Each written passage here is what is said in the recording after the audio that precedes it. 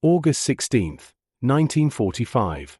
Imperial Japanese Navy Ministry Building, Tokyo. The morning sun cuts through gaps in the blackout curtains, illuminating dust particles that drift through the stale air of Conference Room 3.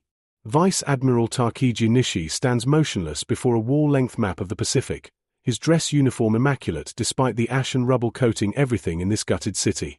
His left hand trembles slightly, not from fear, but from rage he can no longer contain. Behind him, 11 officers sit around a mahogany table scarred with cigarette burns and water stains from weeks of marathon sessions. No one speaks. The only sound is the rustling of papers as Admiral Soemu Toyoda, Commander-in-Chief of the Combined Fleet, turns another page of the intelligence report that arrived from occupied American forces 3 hours ago. The report is 27 pages long. Toyoda has read it twice. He still cannot believe the numbers. 300,000, he says finally, his voice barely above a whisper. They built 300,000 aircraft. Major General Masakazu Kawabe, recently returned from Burma where his air forces disintegrated under waves of American bombers, removes his glasses and cleans them with methodical precision. It's a stalling tactic. Everyone in this room knows it. The number must be in error, Kawabe says, but there's no conviction in his voice. Our intelligence estimated dash. Our intelligence was worthless. Nishi turns from the map, and several officers flinch at the fury in his eyes. We estimated they could produce perhaps 90,000 aircraft for the entire war. Perhaps 100,000 if they converted their automobile factories. We built our entire strategic calculation on those numbers. We were wrong by a factor of 3. The silence that follows is suffocating. Lieutenant General Toshitane Kawabe sets down his teacup with a porcelain click that seems thunderous in the quiet. How many did we produce? He asks, though everyone in this room already knows the answer. 76,000. The response comes from Rear Admiral Toshitane Takata, head of what remains of the Naval Aviation Bureau. His voice is hollow, mechanical, as if he's reciting his own death sentence. 76,000 aircraft across 6 years of maximum industrial mobilization. Every factory, every resource, every skilled worker we possessed dedicated to production. We stripped our civilian economy to the bone. We melted down temple bells for aluminum. We conscripted schoolgirls to work lathes. We built aircraft in underground workshops to avoid the bombing. 76,000 aircraft. It was our greatest industrial achievement. It wasn't enough, Nishi says. It wasn't even close. He moves to the table and spreads out a series of photographs across its scarred surface. The images show American aircraft carriers, their decks packed with fighters and bombers. Flight decks in Hawaii, California, and Washington state, stretched to horizons filled with Hellcats and Corsairs in perfect rows. Manufacturing facilities in Michigan and Kansas where B-29 superfortresses emerge from assembly lines like products from a bakery, one every 63 minutes at peak production. The photos are reconnaissance images, intelligence photographs, and most damning of all American publicity photos from their own newspapers. Images they published freely because they had nothing to hide and everything to intimidate. Look at this one. Nishi taps a photograph showing a single Ford facility in Michigan. This one factory produced more aircraft than all of Nakajima in 1944. The Americans had 6 to 7 factories of this scale or larger. Colonel Takushiro Hattori, who served on Tojo's planning staff and helped design the Pearl Harbor attack calculations, speaks for the first time. His hands are folded in his lap, and he stares at them as he talks. In 1941, we estimated that American industrial capacity was approximately 7 times ours. We believed that with surprise, tactical brilliance, and our superior will to fight, we could secure the Pacific perimeter before they could mobilize that capacity. We calculated they would need 18 months to convert to war production. We would have that time to fortify our positions and make any counteroffensive too costly to sustain. They needed 4 months, Toyoda says flatly. By April 1942, their production was already accelerating beyond our projections. By 1943, they were building aircraft at rates we considered impossible. By 1944, they were building more aircraft each month than we built in entire years. Nishi picks up another document from the Table A production chart prepared by American statisticians, translated into Japanese by prisoners of war who are already speaking too freely now that the emperor has announced surrender. The chart shows monthly aircraft production figures for both nations from December 1941 through August 1945. The two lines diverge almost immediately. Japan's production rises steadily through 1942 and 1943, peaks in early 1944, then begins a gradual decline as American bombing intensifies and raw material shortages bite harder. The American line climbs at an angle that looks almost vertical, doubling, tripling, quadrupling, until by 1944 they're producing in a single month what Japan produces in an entire quarter. The pilots knew, says Captain Mitsuo Fuchida, who led the Pearl Harbor attack and survived 4 years of increasingly desperate combat. His right arm hangs in a sling from wounds sustained during the Battle of Midway. We knew in the cockpit, even if headquarters refused to believe. Every sortie, there were more of them. Every month, their replacement aircraft were newer, faster, better. Our Zeros got older, more worn. Spare parts became unavailable. New aircraft arrived with defects from rushed production. Meanwhile, they were flying machines that looked like they'd rolled off the assembly line that morning. Because they had. He reaches across the table and places his finger on the American production line in 1944. 24,700 aircraft. In a single month. July 1944. We produced 28,000 aircraft in all of 1944. They produced more in 5 weeks than we produced in 12 months. The math is brutal, undeniable, crushing. 4-1. For every aircraft Japan built, America built 4.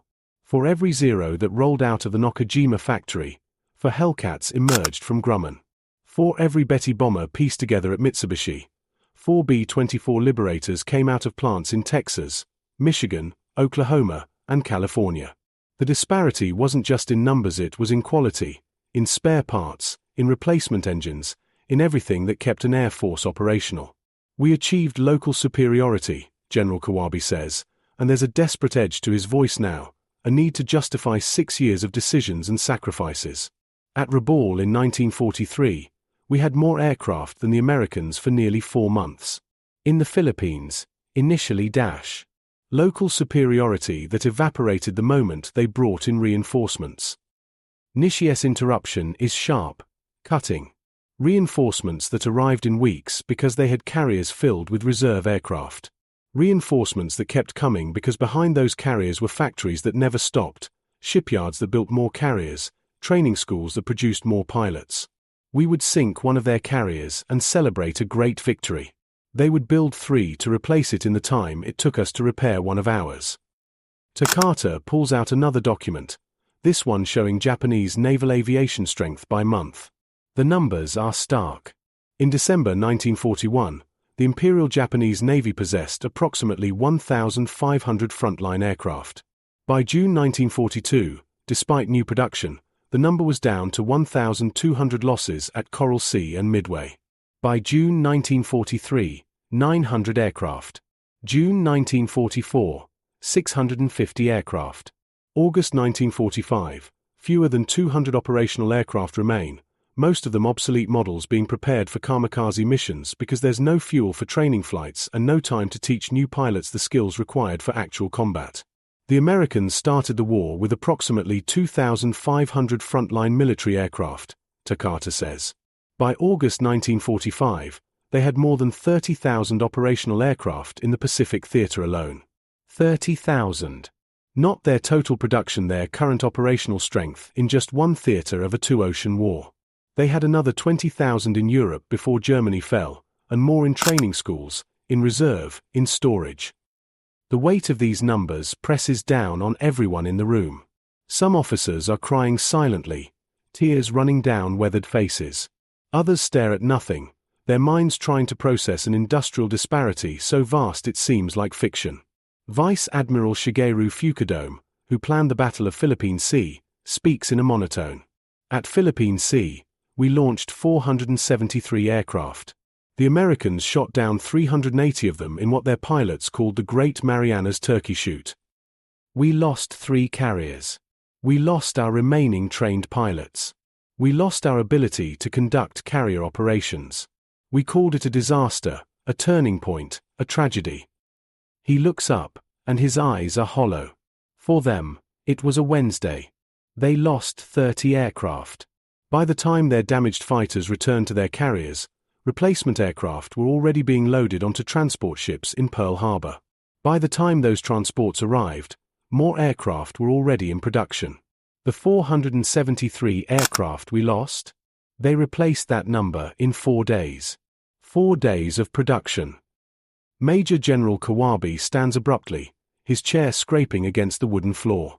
He walks to the window and stares out at the ruins of Tokyo. Entire neighborhoods are gone, burned to ash by B-29 raids. The aircraft that bombed this city, each B-29, cost more than an entire squadron of Zeros, and America built nearly 4,000 of them. 4,000 superfortresses, each one capable of carrying 4 tons of bombs across 1,500 miles of ocean, each one protected by a defensive armament that could shred Japanese interceptors before they got close. We never had a chance, Kawabe says quietly. Not really. Not once they mobilized their full industrial capacity. We were fighting an enemy who could lose 10 aircraft for every one we lost and still have numerical superiority. We were fighting an enemy who could build carriers faster than we could sink them, who could replace pilots faster than we could kill them, who could manufacture ammunition faster than we could fire it. The plan was to win quickly, Hattori says, his voice defensive but weary. To secure our perimeter before they could bring their production to bear. To make any counteroffensive so costly they would seek negotiated peace. We knew we couldn't match their industrial capacity. We weren't trying to match it. We were trying to win before it mattered. But it mattered from the first day. Nishi turns from the window, his face haggard in the morning light. It mattered at Coral Sea when they could afford to sacrifice the Lexington because they had more carriers coming. It mattered at Midway when losing 4 carriers crippled us but losing 3 barely slowed them. It mattered at Guadalcanal when they could pour in reinforcements indefinitely while we struggled to supply our forces. It mattered in every battle, every engagement, every sortie. We were fighting not just the American forces in the Pacific, but the American factories in Detroit, Seattle, Dallas, and 100 other cities we couldn't bomb, couldn't reach, couldn't stop. The Admiral picks up the final document on the Table A comparison of monthly aircraft production from December 1943.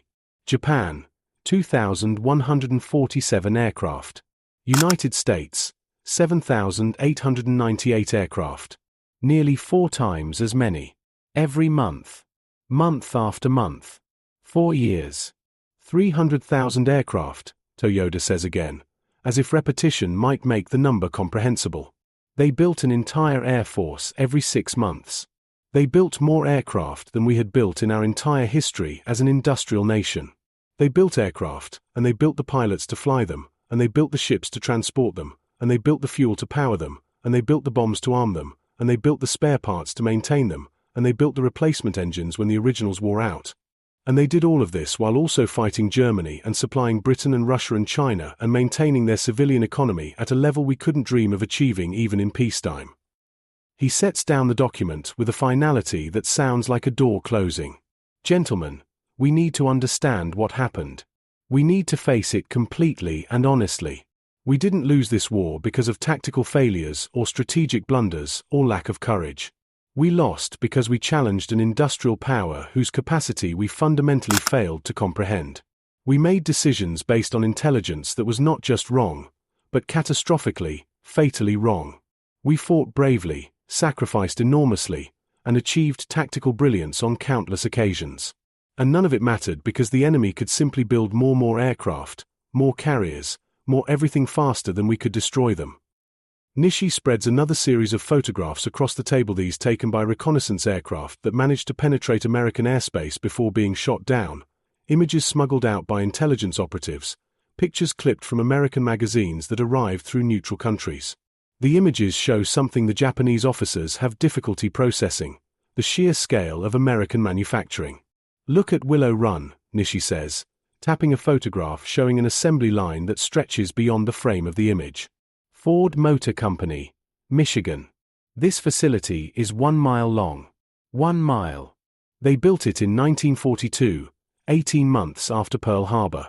At peak production, a B-24 Liberator rolled off this single assembly line every 63 minutes. Every hour, another bomber. 24 hours a day. This one facility produced 8,685 four-engine heavy bombers during the war. We produced 3,970 four-engine bombers total.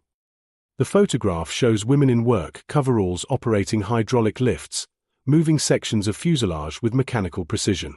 The assembly line is lit by thousands of overhead lights, bright as daylight at 2 in the morning. Workers swarm over each aircraft like organized colonies of ants, each person responsible for specific tasks, the process refined to eliminate wasted motion. In the background, completed B-24s sit wing-to-wing, awaiting delivery flights to bases across America and then across oceans to combat zones. Captain Fuchida picks up another photograph, this one showing the Boeing plant in Seattle. How many people work here? 30,000 at this facility alone, Takata answers.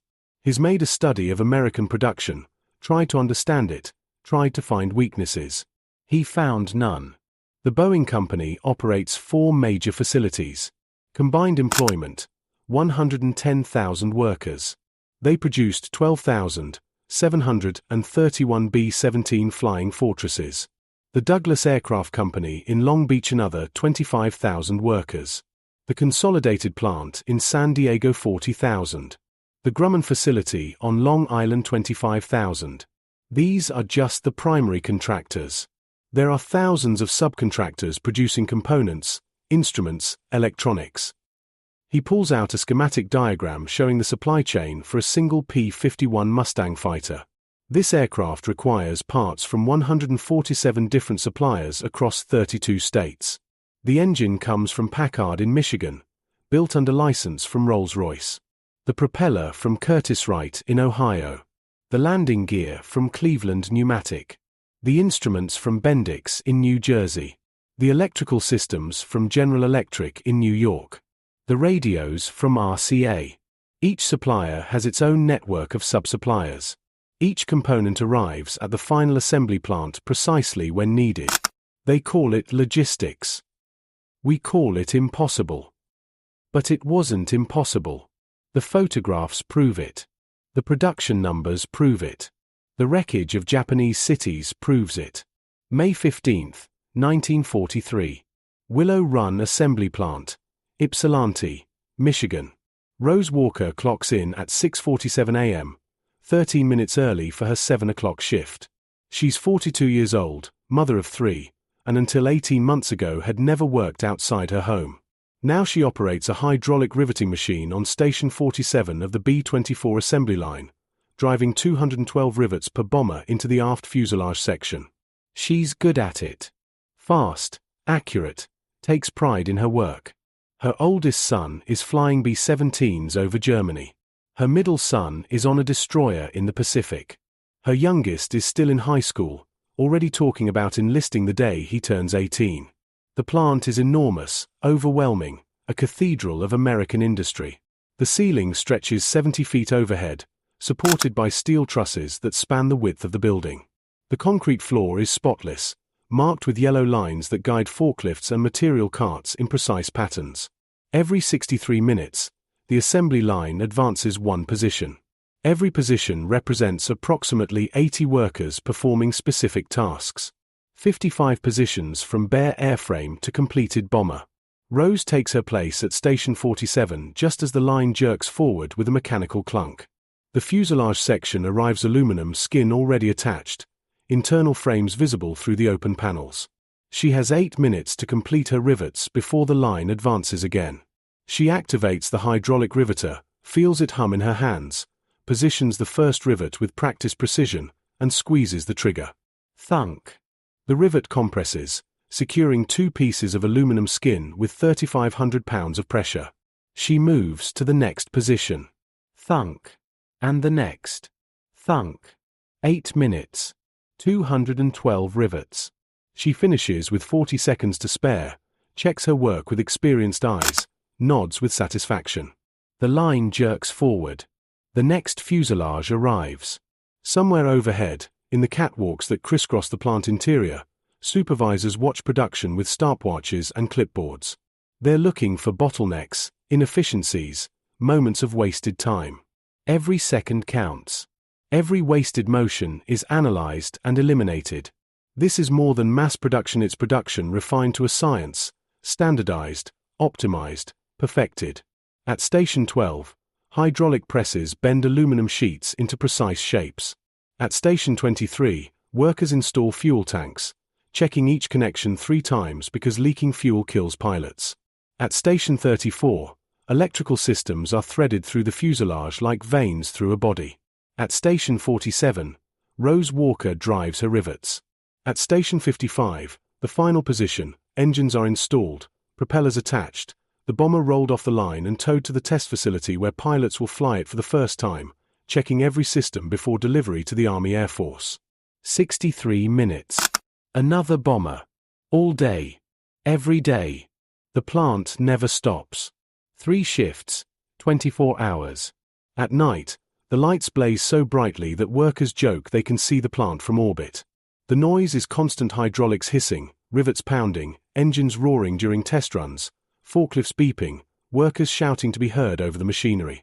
The air smells of machine oil, aluminum dust, and the peculiar ozone scent of electrical systems under load.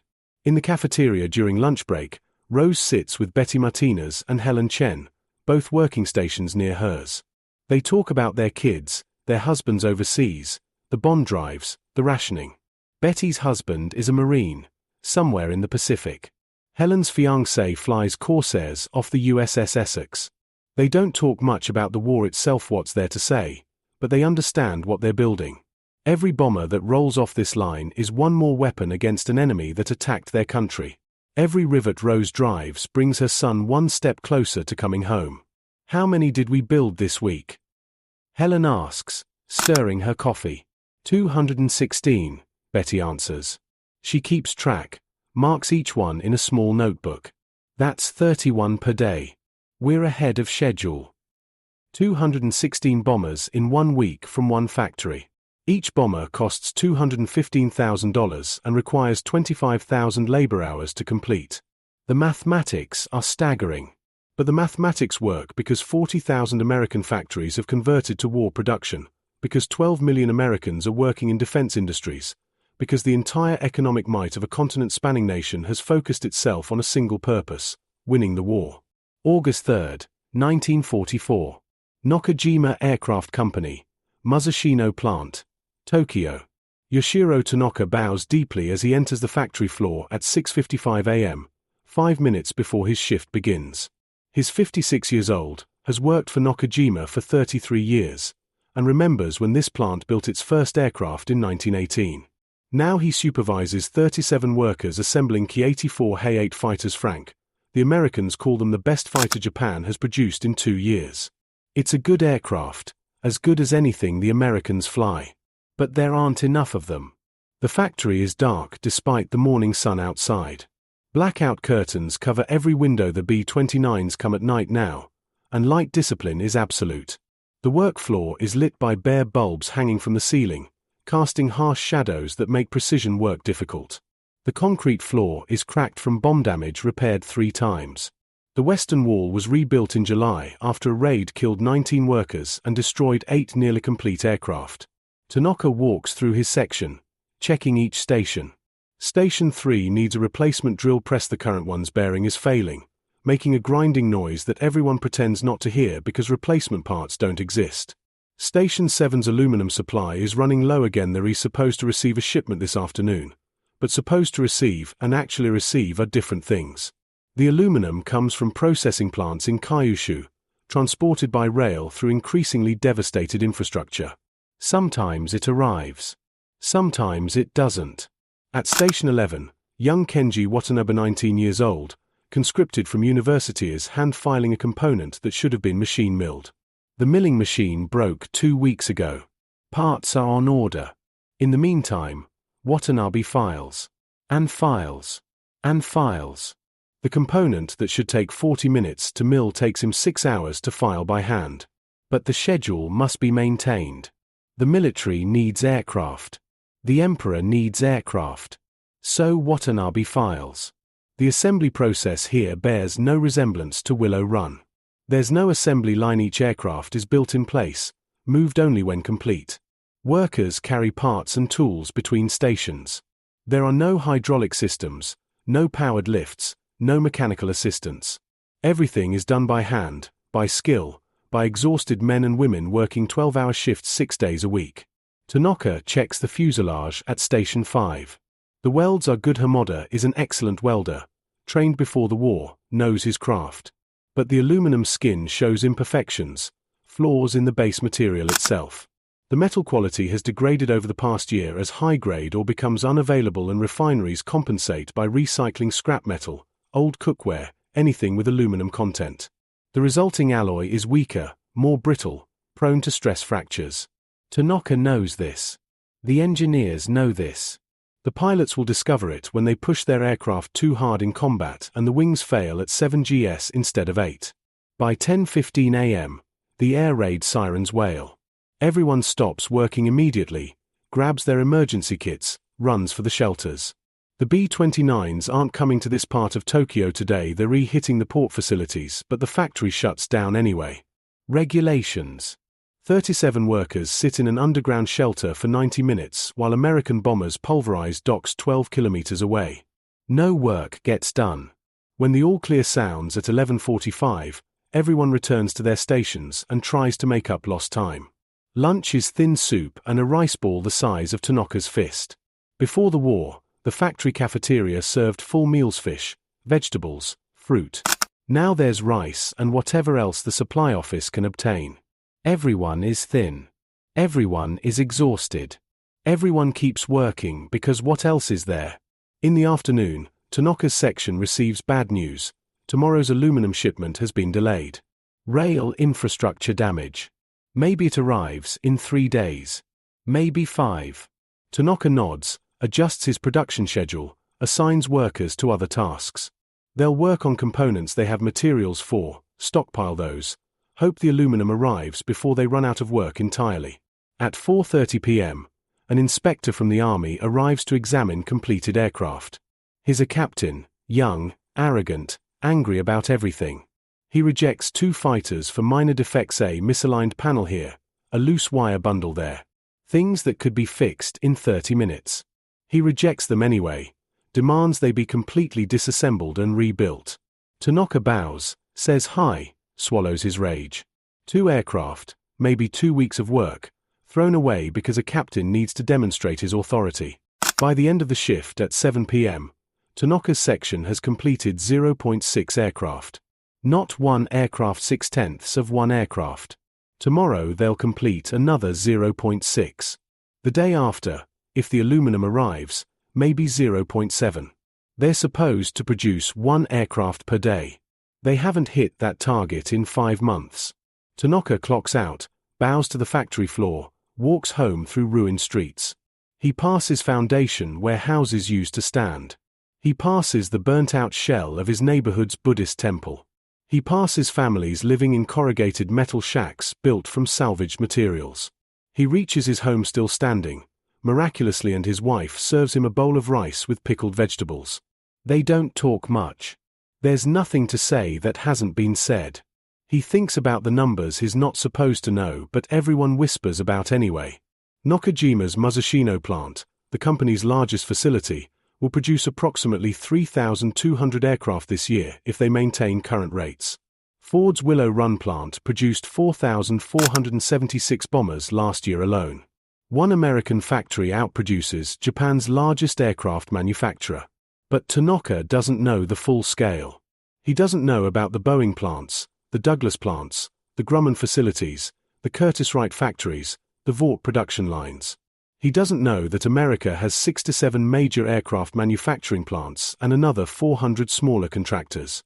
He doesn't know that American aircraft production in 1944 will total 96,318 aircraft. He doesn't know that Japan's total production will be 28,180 aircraft, less than 1/3 of America's output, despite Japan dedicating a larger percentage of its total economy to military production. What Tanaka knows is that he comes to work every day, does his best, and watches it never be enough. He knows that each month there are fewer workers, some drafted, some killed in raids, some simply too malnourished to continue. He knows that each month the materials are scarcer, the quotas higher, the pressure more intense. He knows that somewhere across the Pacific, American factories are building aircraft that will come here, to Tokyo, to this factory, to destroy what is spent his life building. In September, the B-29s will hit the Musashino plant directly. The raid will kill 204 workers and destroy the facility's primary production hall. The plant will rebuild, continue production in damaged buildings and underground workshops. In November, another raid. In January 1945, another. By March, the plant will cease meaningful production entirely, reduced to assembling aircraft from components built elsewhere, and even that will become impossible as transportation infrastructure collapses. But tonight, August 3, 1944, Yoshiro Tanaka finishes his rice, drinks his tea, and prepares for tomorrow's shift. Because what else is there to do? The Emperor needs aircraft. The nation needs aircraft. So tomorrow he will return to the factory and supervise his 37 workers as they build 0.6 of an aircraft, and he will pretend that somehow, impossibly, it will be enough. Back in Conference Room 3, Admiral Toyoda sets down a production analysis prepared by Japanese intelligence in 1943.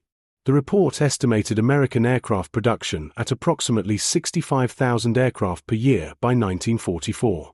The actual number was 96,318, 50% higher than the highest estimate. We knew they could outproduce us, Toyoda says quietly. We built our strategy around that knowledge. We planned to win quickly, secure our perimeter, make conquest too costly. But we didn't understand the scale. We thought they would outproduce us 2-1, perhaps 3-1. We could work with those numbers. We could accept losses, fight defensive battles, make them bleed for every island. 4-1? We never imagined 4-1. We never planned for 4-1. We couldn't plan for 4-1 because our entire conception of what was industrially possible was too limited.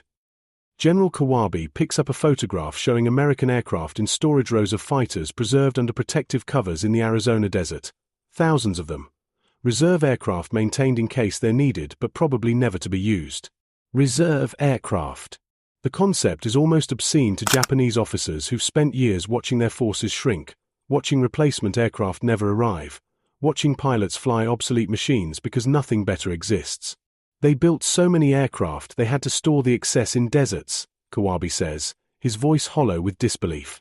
They built aircraft they didn't even need, just in case. We were cannibalizing damaged aircraft for spare parts to keep our remaining fighters flying, and they were building extras to store in the desert. Lieutenant Commander Sadamu Komachi, one of Japan's few surviving carrier pilots, stands and walks to the window. His hands are scarred from burns suffered when his Zero caught fire over the Coral Sea in 1942. He survived. Most of his squadron didn't. The numbers tell one story, he says quietly. The sky told another. Let me tell you what 4-1 looks like from the cockpit. He turns back to face the room, and his eyes are distant, seeing something the others cannot. October 24, 1944. Battle of Leyte Gulf. We launched everything we had, every operational aircraft from every surviving carrier. I flew from the Zuikaku, one of 64 aircraft in our strike force. We knew it was our last chance. We'd been saving our strength, conserving our forces, waiting for the decisive battle. This was it. October 24, 1944. 11:47 a.m. 18,000 feet above the Sibuyan Sea, Philippines. Lieutenant Commander Sadamu Komachi checks his fuel gauge 3/4 full, enough for combat and the return flight, then scans the horizon through his Zero's canopy. The formation around him is tight, disciplined, 18 Zero fighters, 27 Judy dive bombers, 19 Kate torpedo bombers. 64 aircraft, the largest strike force the mobile fleet has launched in 6 months. Every pilot is experienced, most with 2 or more years of combat. They're the best Japan has left. The American task force appears as specks on the ocean below, then resolves into distinct shapes as the formation descends. 4 aircraft carriers, multiple cruisers, too many destroyers to count quickly. The carriers' decks are packed with aircraft. Even from this altitude, Komachi can count them 40, 50, 60 fighters visible on just one carrier. How many more are below deck? How many more are in the air already? Hellcats, high and left. The warning crackles through his radio, and Komachi's eyes snap to the position. His blood runs cold. Not a flight of Hellcats. Not a squadron. A formation that looks like a locust swarm, 30 or 40 fighters diving from 25,000 feet with the sun behind them. Standard American tactics: altitude advantage, numerical superiority, aggressive pursuit. The Zero is still a good aircraft. In skilled hands, it can outturn any American fighter. Komachi is skilled: 3 years of combat, 14 confirmed kills, twice recommended for promotion. He brakes hard left, pulling 6 GS, feeling the airframe groan under stress. A Hellcat flashes past, its pilot compensating for the turn too slowly. Komachi reverses, gets on his tail, squeezes the trigger. His 20mm cannon punches holes in the Hellcat's tail section. The American fighter trails smoke, dives away. No time to confirm the kill. Another Hellcat is on Komachi's tail, and this pilot is better, staying with him through a climbing roll that blacks out both men at the top. Komachi's vision returns: first years of training, years of conditioning, and he snap rolls into a descending spiral. The Hellcat follows. Of course it follows. They always follow now. The Americans used to be cautious, conservative, breaking off when the odds weren't favorable. Not anymore. Now they know they have numbers, no reinforcements are minutes away, know that even if they lose aircraft, more are coming. The aerial battle dissolves into chaos. Komachi loses track of individual opponents, focuses on survival. Turn, watch for tracers, check 6, check 3, watch fuel, watch altitude, turn again. His radio is screaming with voices: warnings, target calls, death screams. An aircraft explodes off his left wing, too mangled to identify as friend or enemy. Another Zero spins past, trailing fire, the pilot visible through the canopy as a silhouette beating against jammed controls. Komachi glances at the carriers below. The strike force is trying to attack, but there are too many Hellcats, too many American fighters intercepting before the bombers can get close. He watches a Judy dive bomber start its attack run, watches 3 Hellcats converge on it from different angles, watches it disintegrate under concentrated fire before releasing its bomb. A Kate torpedo bomber makes it closer, drops its torpedo at extreme range, then disappears in a fireball as 4 Hellcats tear it apart. Minutes stretch like hours. Komachi's ammunition counter drops. 180 rounds, 140, 100, 60. He's fired at 6 different targets, hit 4, killed maybe 1. His fuel gauge reads half full time to think about the return flight. Around him, the sky is thinning. Fauezeros, Fauebumbes. The Hellcats are everywhere, and every minute more arrive. Where are they all coming from? All aircraft. Withdraw. Withdraw. The order comes from the strike commander, Lieutenant Commander Nakajima, his voice tight with barely controlled panic. Komachi doesn't need to be told twice. He dives for cloud cover at 8,000 feet, levels out, sets course for the Zuikaku. His radio is quieter now. Too quiet. He calls out identification codes, listens for responses. 15 aircraft respond. 15 out of 64.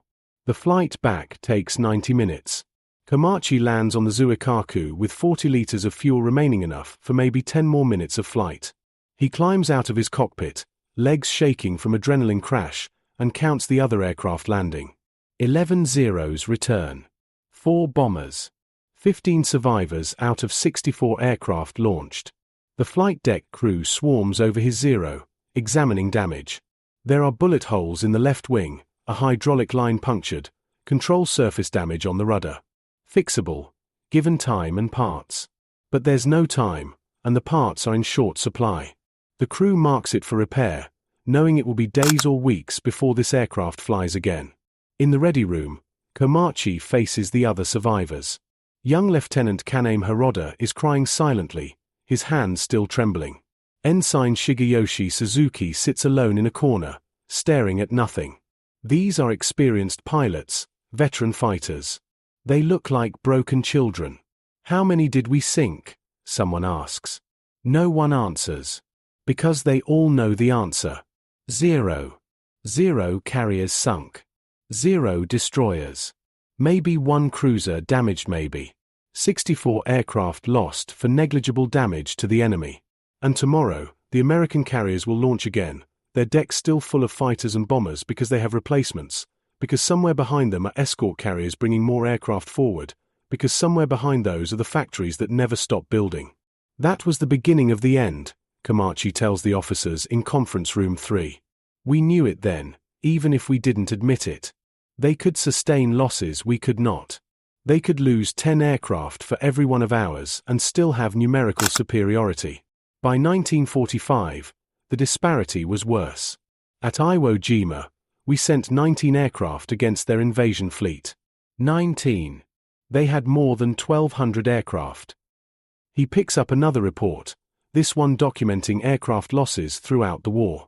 In 1942, we had rough parity in the air. Maybe slight American advantage, but we could compete. By mid-1943, they had 2-to-1 numerical superiority in most battles. By 1944, it was 5-to-1 or worse. By 1945, we stopped counting. What's the point of counting when you're outnumbered 50-to-1? Colonel Mitsuo Fuchida, his arm still in its sling, nods slowly. I flew at Midway. We lost 4 carriers, our best carriers, our most experienced crews. Everyone calls it a disaster, a turning point. And it was. But here's what I learned later. The Americans had 7 fleet carriers at Midway, plus the Hornet and Wasp in the Atlantic. They lost the Yorktown. 1 carrier. By December 1942, they'd already replaced it. The Essex entered service, first of a class of 24 fleet carriers they eventually built. 24 Essex-class carriers. We built 0 fleet carriers after 1941. He stands, moves to the wall map, traces his finger across the Pacific. Every battle, the same pattern. We'd achieve surprise, maybe sink a ship or 2, then their reinforcements would arrive. Always reinforcements. Always more aircraft. At Guadalcanal, we fought for 6 months. Every week, we'd bomb Henderson Field, destroy American aircraft on the ground, celebrate our success. Every week, more American aircraft would arrive. Where were they coming from? Carriers offshore, flying them in from Espiritu Santo, rebuilding damaged aircraft, assembling new ones from crates shipped from Pearl Harbor. We destroyed hundreds of American aircraft at Guadalcanal. Hundreds. It didn't matter. They kept coming. February 17, 1944. Truck Lagoon, Caroline Islands. Petty Officer First Class Takeo Tanamizu sits in his Zero on the runway of Moan Island Airfield, engine idling, waiting for takeoff clearance. He's 23 years old, has been flying fighters for 18 months, and this is his 47th combat mission. The radio in his cockpit is chaos, multiple voices shouting warnings, calling targets, screaming for help. The American Carrier Task Force launched their attack 40 minutes ago. The first wave hit the harbor, sinking transports and cargo ships. The second wave is hitting the airfields. Tanamizu receives takeoff clearance, advances his throttle, accelerates down the runway. His Zero lifts off at 120 km per hour, climbs steeply away from the field. Behind him, bombs are falling on the runway he just left. He banks hard right, scanning for threats. He finds them immediately. The sky is full of American aircraft Hellcats, Dauntless dive bombers, Avenger torpedo bombers, more Hellcats. Tanamizu counts quickly. 40, 50, 60 aircraft visible from his position. How many more are there? How many more are coming? A flight of 4 Zeros joins on his wing all that made it off the ground before the runway was cratered. 5 aircraft against 60+ enemies. The mathematics are impossible. But what choice is there? Tanamizu leads his flight into combat, selecting a formation of Dauntless dive bombers as his target. The bombers are slow, vulnerable without fighter escort. But they have fighter escort. 8 Hellcats break from high cover, diving to intercept. Tanamizu's flight engages, and within 30 seconds, 2 Zeros are shot down. Tanamizu himself shoots down one Hellcat good deflection shot, hits the engine, the American fighter trails fire and spins into the ocean. His wingman, young ensign Hideoki Yoshio, damages another Hellcat, forces it to break off. The aerial battle lasts 8 minutes. 8 minutes of maximum intensity combat, every second a fight for survival. When the American aircraft withdraw mission complete, targets destroyed 3 zeros remain flying. Tanamizu's aircraft has taken hits in the left wing and fuselage. His fuel tank is holed, leaking. He has maybe 30 minutes of flight time remaining. He returns to Moan Island airfield to find it destroyed. Craters across the runway, hangars burning, aircraft wrecked on the ground. He diverts to Perim Island's auxiliary strip, lands on a grass field barely long enough for his zero. When he climbs out, ground crew swarms his aircraft, counting damage. 27 bullet holes. Wing spar cracked. Fuel tank destroyed. Hydraulic system damaged. The crew chief shakes his head. "This aircraft is finished," he says. "We'll strip it for parts." Tanamizu looks around the field.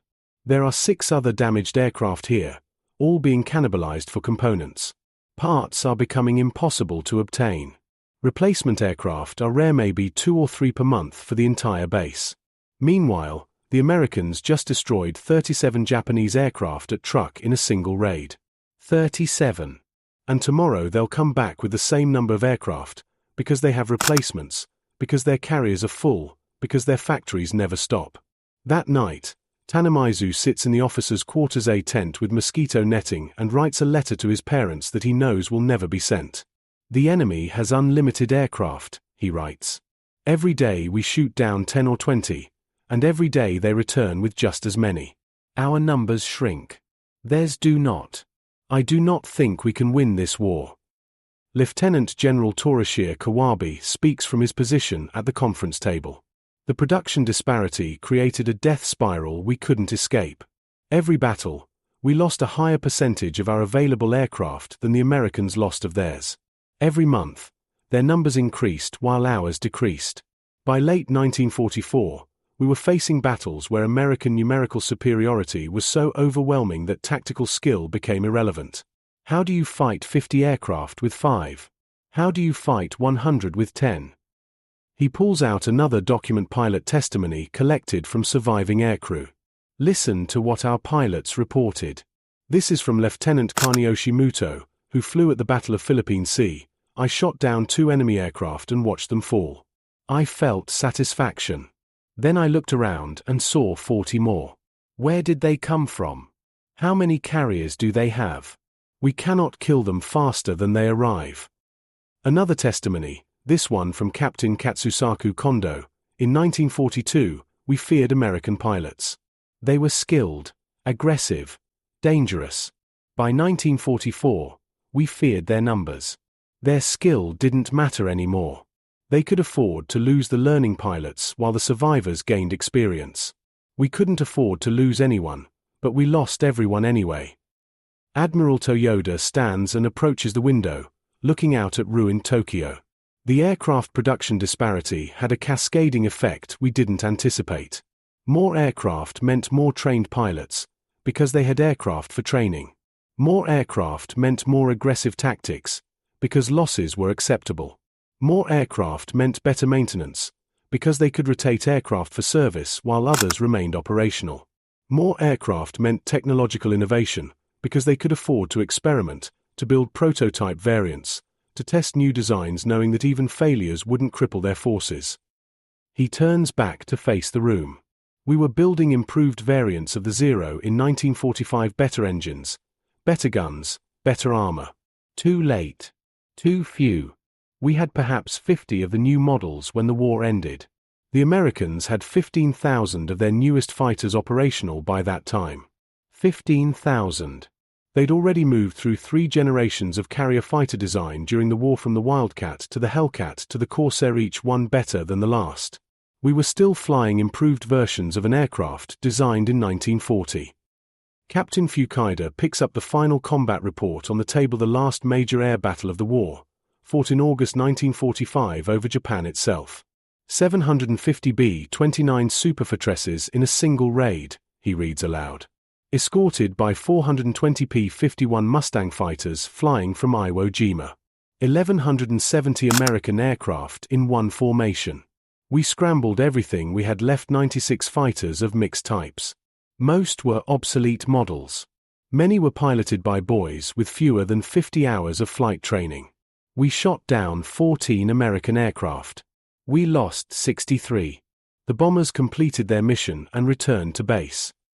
The room is silent. The mathematics are devastating, absolute, irrefutable. 4-to-1 production advantage. 10-to-1 numerical advantage in late war battles. 50-to-1 or worse by the war's end. No amount of courage, skill, or tactical brilliance could overcome such disparity. The sky told the story, Komachi says quietly. Every pilot who survived knew the truth, even if command wouldn't admit it. We were drowning in an ocean of American aircraft. Every wave we fought off was replaced by a larger wave. The tide never stopped rising.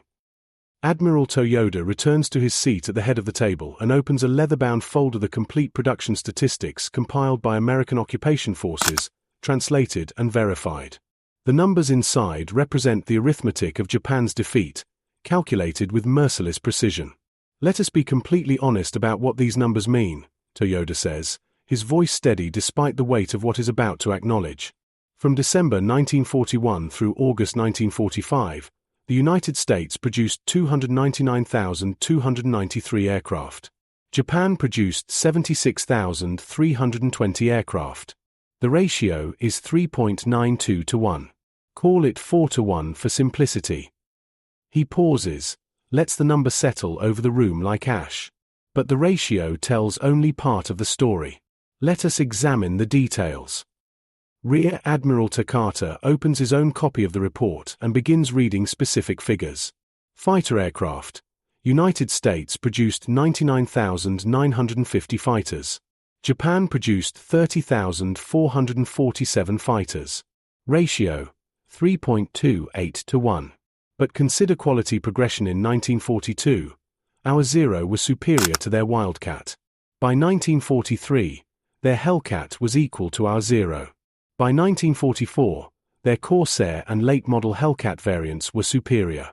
By 1945, their P-51 Mustang was so superior that combat between it and our aircraft was barely a contest. He turns the page. Bomber aircraft. United States produced 97,810 bombers. Japan produced 15,117 bombers. Ratio, 6.47 to 1. Nearly 7 American bombers for every one of ours. And again, quality matters. The B-17 Flying Fortress carried 4 tons of bombs 2,000 miles.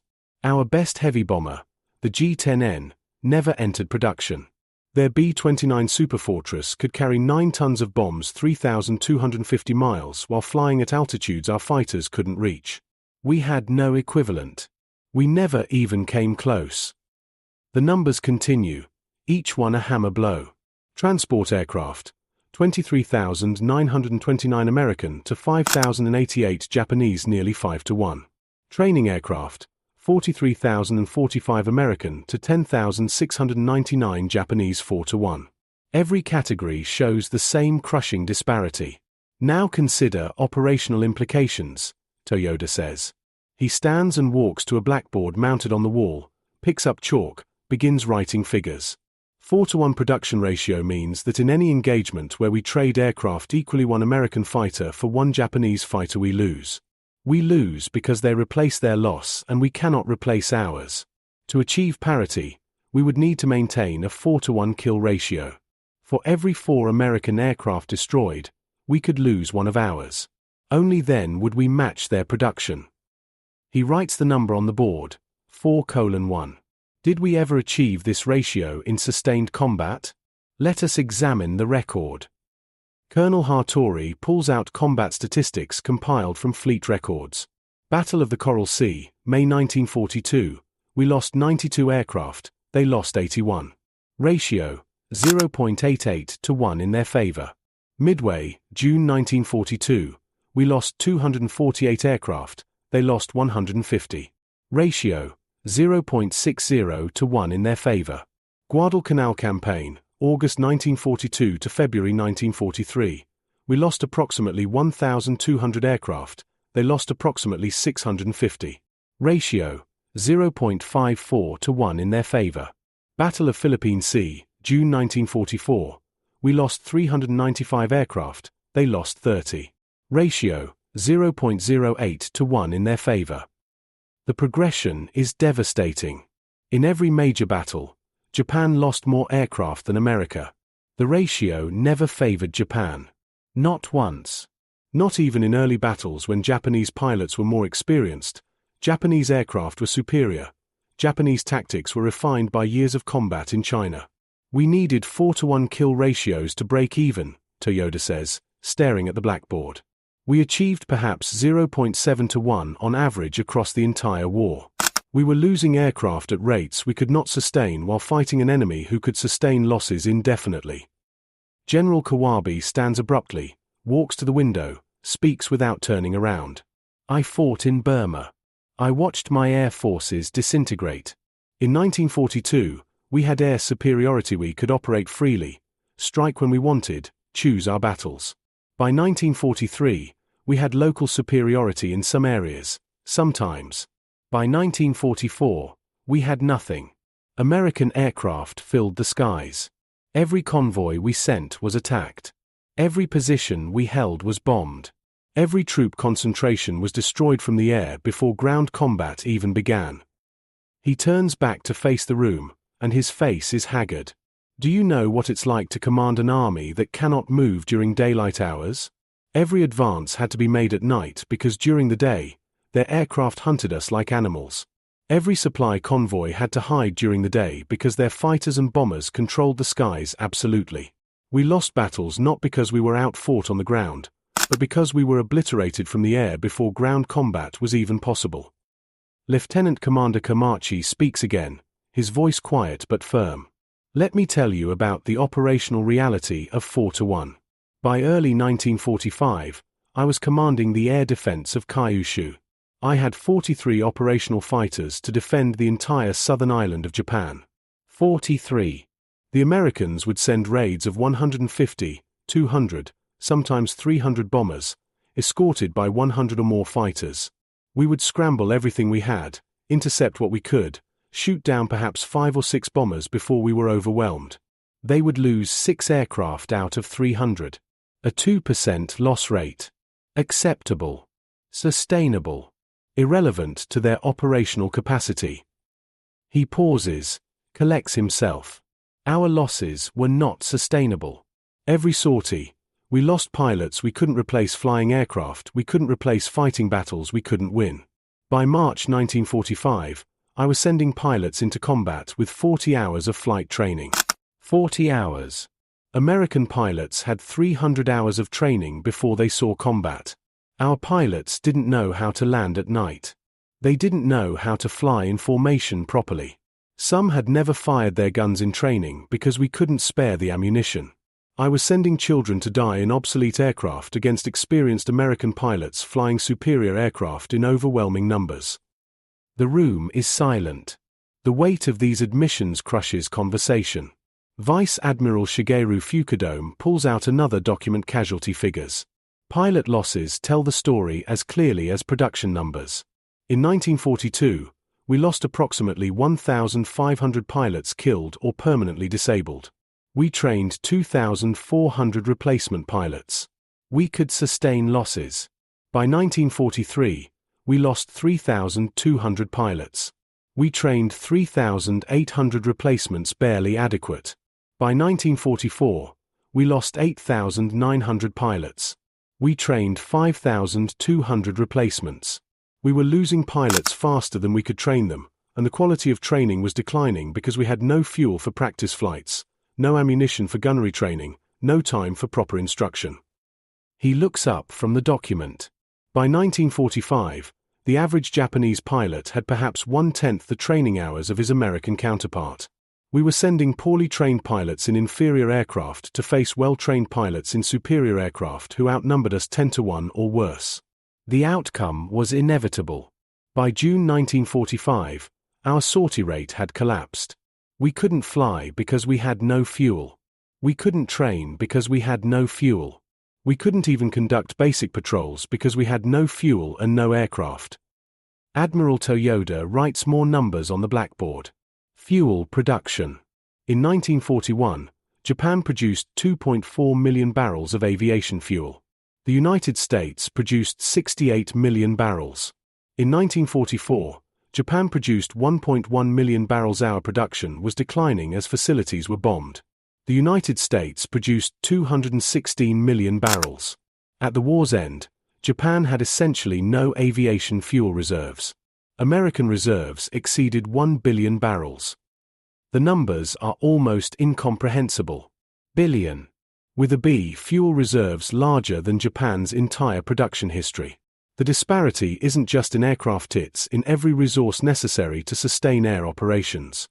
Fuel, ammunition, spare parts, trained mechanics, everything. This is what we were fighting, Toyoda says, gesturing at the blackboard covered with numbers.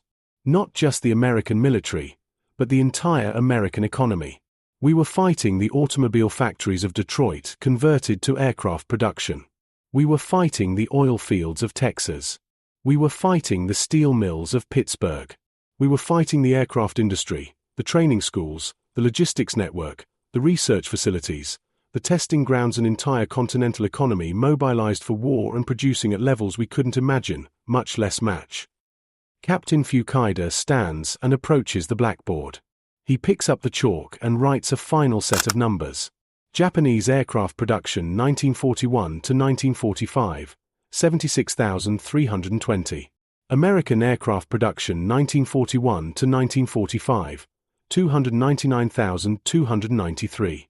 Ratio, 3.92 to 1. Then below it. Japanese aircraft operational August 1945, 200. American aircraft operational August 1945, 50,000. Ratio, 250 to 1. This is what 4-to-1 production advantage creates over time, Fuchida says. Not 4-to-1 superiority at the end, 250 to 1 superiority. Because losses accumulate. Because production sustains. Because they could lose aircraft by the hundreds and replenish those losses within days, while we lost aircraft by the dozens and could not replace them for months or ever. He sets down the chalk and turns to face the assembled officers. Gentlemen, we lost this war in 1942. We lost it the moment American production reached full capacity.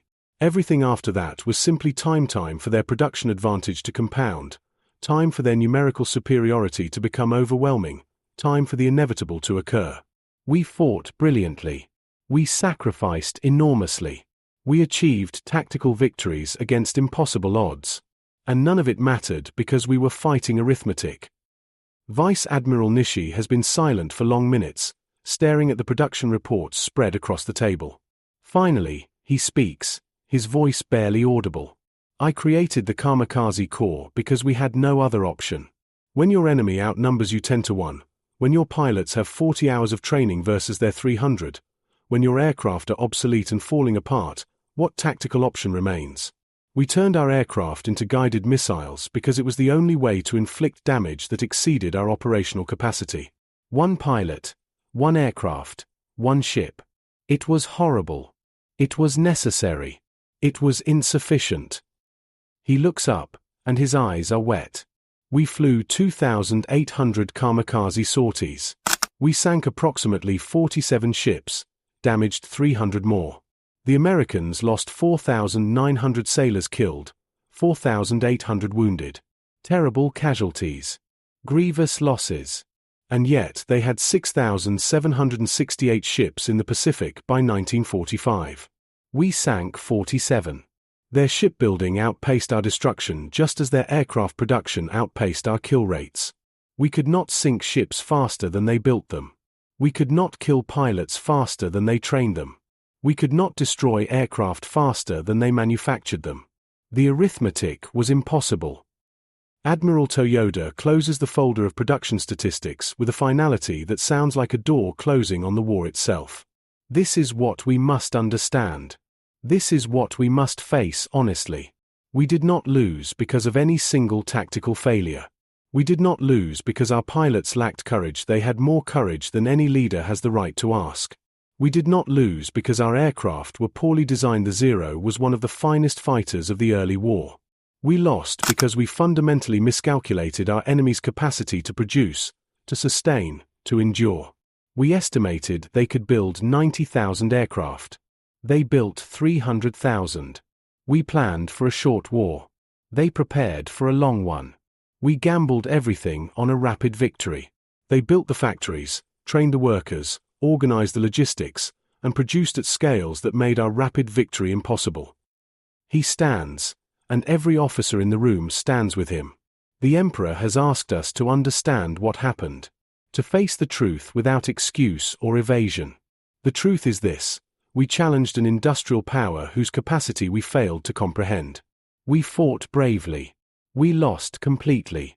And the margin of our defeat was written in the sky every day of this war, written in the endless streams of American aircraft that filled the Pacific skies, while our own aircraft became rarer and rarer until finally, they disappeared altogether.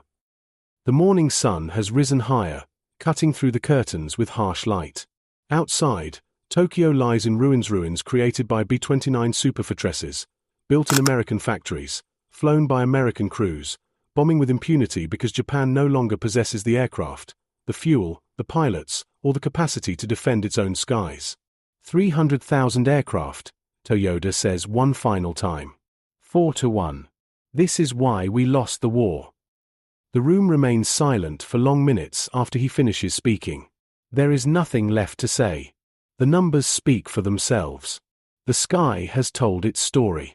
The arithmetic of defeat is absolute, irrefutable, devastating.